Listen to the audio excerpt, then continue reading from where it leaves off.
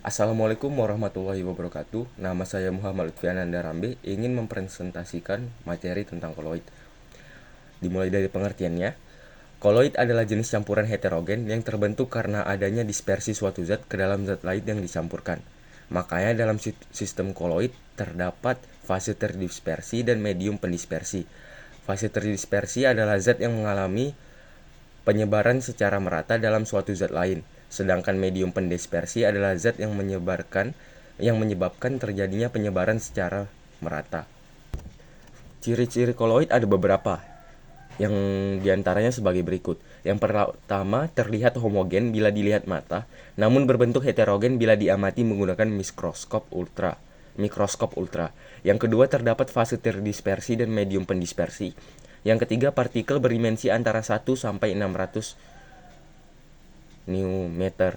Yang keempat, bersifat stabil. Yang kelima, tidak dapat disaring kecuali menggunakan alat penyaring ultra.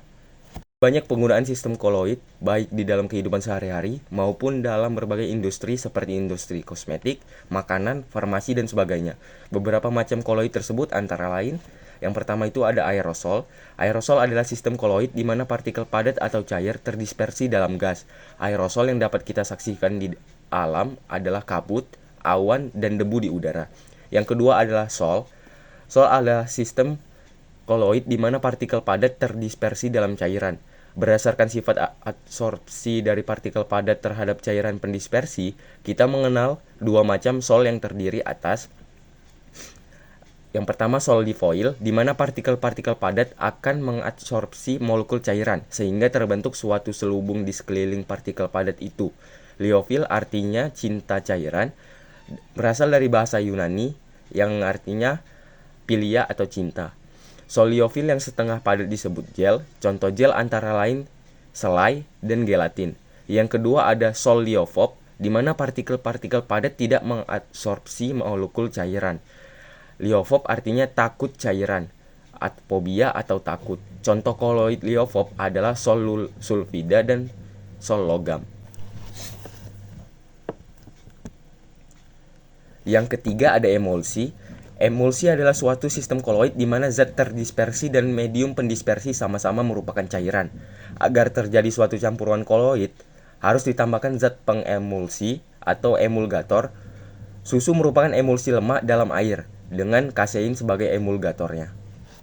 Pada ujian praktek kali ini, saya membuat pasta carbonara.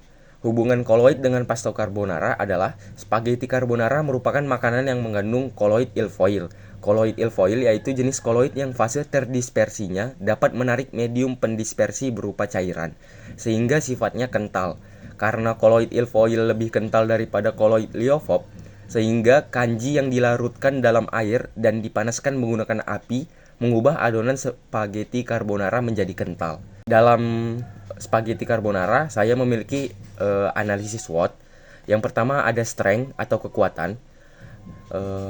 Strength atau kekuatannya ini memiliki banyak peminatnya, terutama penggemar makanan luar negeri.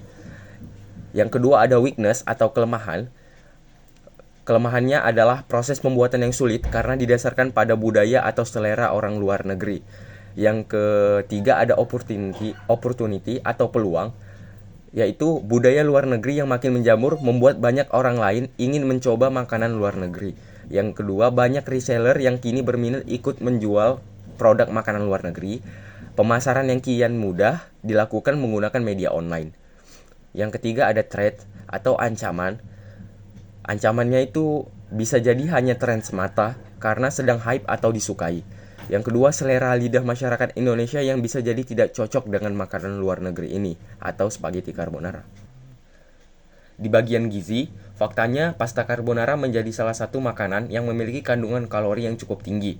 Dalam 100 gram olahan ini, terdapat sekitar 174 kalori, kandungan lemak sebesar 8,7 gram, karbohidrat sebesar 16 gram, dan kandungan protein sebesar 7,1 gram. Berikut adalah presentasi tentang materi koloid. Wassalamualaikum warahmatullahi wabarakatuh.